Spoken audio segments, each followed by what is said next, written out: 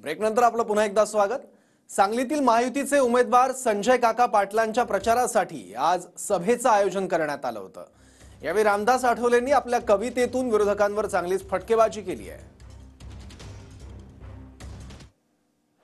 आज अमित भाईंच्या सभेच्या वेळेला सगळा फुलून गेलेला आहे विट्याचा नाका, त्यामुळे निवडून येणार आहे संजय काका।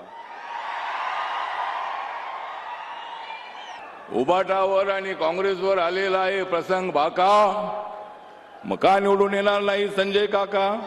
आता बाळासाहेब ठाकरे राहिले नाहीत उद्धवजींच्या पोटी, तर माननीय बाळासाहेब ठाकरे राहिले नाहीत उद्धवजीच्या पोटी, कारण त्यांची शिवसेना आहे खोटी।